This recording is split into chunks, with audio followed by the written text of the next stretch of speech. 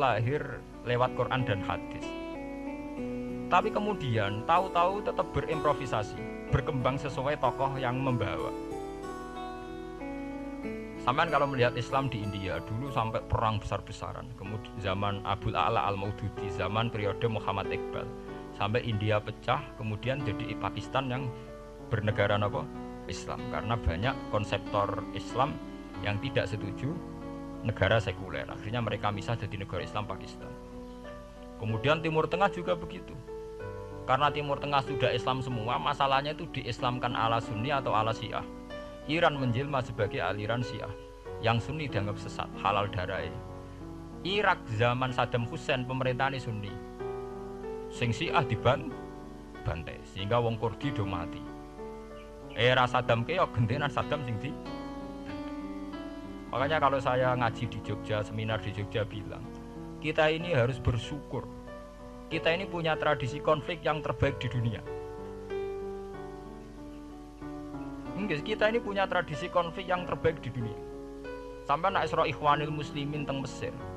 Badan Intelijen Nasional atau Badan Stabilitas Nasional, Bakor Setanas itu harus terima kasih sama tradisi tokoh-tokoh Islam di Indonesia. Lepas dari kita setuju tidak setuju itu terserah, tapi kita punya tradisi konflik yang paling baik di dunia. Kurang bencinya Gus Dur sama FPI atau FPI sama Gus Dur, paling mereka ya adu statement di depan wartawan. Itu bagus sekali, cara neng Arab wis tembak-tembakan. Kita punya sejarah, secara pesantren saya itu punya sejarah panjang. Zaman Mbah Imam beda dengan Mbah Zubair, zaman Kiai Memun beda dengan Kiai yang lain. Paling adu statement saat ada tamu itu paling bagus. Kita punya tradisi konflik paling bagus di dunia. Kayak apa mangkelnya orang NU saat Gus Dur diimpis, dipecat. Tapi habis itu ya sering seminar ketemu Amin Rais. Ya mereka adu polemik, ini tidak konstitusional, ini apa. Gus Dur nggak jurus dekret, sing sitok nggak jurus sidang istimewa. Nah, kurang serem sidang istimewa dilawan sidang luar biasa. Pokoknya agak istilah sing serem-serem. Tapi tidak saling bunuh loh, sampean harus syukur loh. Selama ini orang awam sering bilang, loh kiai kok tukaran. Sampean bandingkan di Timur Tengah, jenenge tukaran mesti tahdirudam. Para polisi, para badan intelijen, para yang menjaga stabilitas negara ini harus terima kasih sama tradisi tokoh-tokoh Indonesia. Yang namanya di Mesir, di Irak, di mana-mana jenenge tukaran mesti melibatkan pertumpahan darah. Saat Arab Saudi jadi Wahabi itu besar-besaran pembunuhan apa pengusiran orang-orang Sunni. Tapi di Indonesia enggak, desi anarkis. Paling itu tadi adu polemik. MLB dilawan MLB itu masih keren sekali, tidak apa-apa. Itu lebih baik ketimbang adu jotos atau adu hizib lah. Itu masih bagus. Nenda ini sampean biar paham, biar syukur jadi bangsa Indonesia. Kita punya tradisi konflik yang baik. Sampean setelah peristiwa teng Irak, ya, teng Sudan, teng Khartoum, teng Darfur, itu kan orang Islam semua. Gara-gara beda mazhab saling bunuh. Di Mesir ya gitu, Ikhwanul Muslimin dengan pemerintah dan sebagainya. Hatta saya sebesar Sayyid Qutb, sing tokoh populer mohon gak budutnya boten jelas. Di Indonesia bagus sekali. Kita menangi zaman secara sejarah ya. Kita menangi bedanya dulu Ahmad Hasan dengan tokoh-tokoh NU. Kulo nu menangi secara sejarah sering baca. Terus zaman anyar-anyarane NU asas tunggal, bedanya Gus Dur dengan Kiai As'ad. Sak mangke bedane PKB dua versi. Mereka menyelesaikan secara beradab.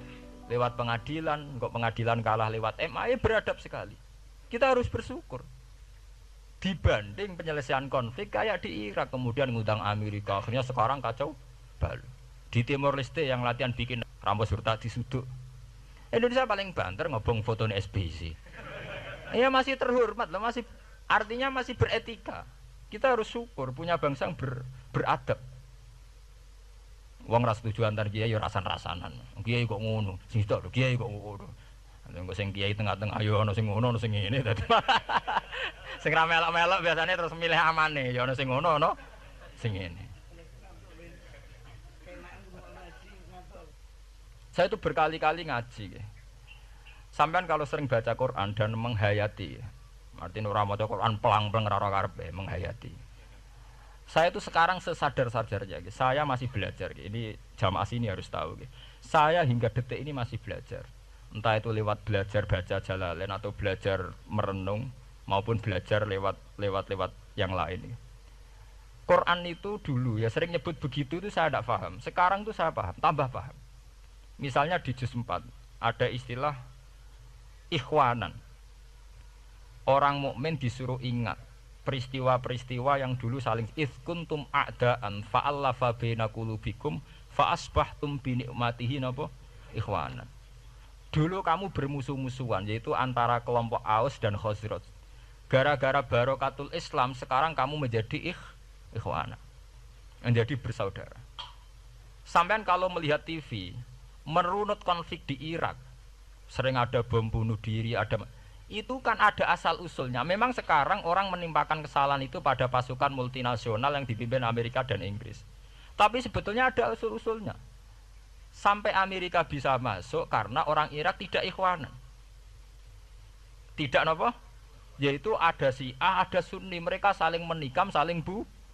Sehingga karena ada ikhwanan ini pihak ketiga masuk, yaitu tentara multinasional. Makanya saat di Jogja ditanya, "Toro jenengan sebudi menyangkut Ahmadiyah, menyangkut konflik di Jakarta." Saya bilang, sekarang setiap orang bikin from apa forum, yaitu baik. Kalau niatnya baik-baik. Tapi andai kan saya ditanya Tuhan nanti, hak kowe iku kelompok apa? Pokoknya angger NU atau Muhammadiyah aja mayoritas, aku milih salah sitok itu. Bukan karena saya oportunis milih yang besar, itu lebih baik, lebih maslahat. Karena kalau setiap orang merasa benar bikin kelompok sendiri akan menjadi kelompok banyak. Dan saat menjadi kelompok banyak, tentu konflik itu lebih tidak terpola, tidak apa? Terpola. Umpama Hasim tukaran mbek Din Samsudin itu terpola. Tapi nak angger wong ngrasa dhewe ketua dhewe tidak terpola. Bagaimanapun ikhwanan harus disyukuri. Nggih, dalam kondisi berteman. Sebab itu Nabi sering ngendikan ilzamu jamaahirul muslimin wa man sadza fin. Mbok kamu itu ikut kelompok mayoritas saja. Jamaahirul muslimin cara bahasa netralnya mbok ya kamu itu ikut kelompok mayoritas saja. Karena kalau orang merasa benar kemudian bikin kelompok sendiri itu tidak ada selesainya. Lah akulah cara nuruti GR sebagai kelompok dhewe. Wong aku ya di umat, di pengaruh sing YouTube wis akeh. Tapi kalau semua orang merasa begitu kan repot nanti. Mursyid di kelompok dhewe, tukang toreko di kelompok dhewe, tukang ngaji di kelompok dhewe. Model kitab pirang-pirang sesuk ana jamaah Jalalain, jamaah Muin, jamaah Fathul Wahab. Nah sing iso ngaji jamaah tahlil, jamaah istighosah. Ora ana bar itu. Saya tuh kalau ditanya di Jogja, meskipun saya kritis, artinya kritis itu mungkin terhadap satu fenomena kita tidak setuju atau Muhammadiyah dalam banyak hal atau satu dua hal. Itu tidak menjadi alasan kita untuk tidak mengikuti mainstream. Karena kalau mainstream ini dilanggar, itu kita tidak akan ikhwanan. Dan akibat negatif dari tidak ikhwanan adalah kayak kasus Irak. Iran itu kenapa tidak mudah diserang Amerika padahal punya nuklir? Karena mereka seragam Syiah semua. Itu lebih gampang, lebih susah. Lawan itu apa? Susah.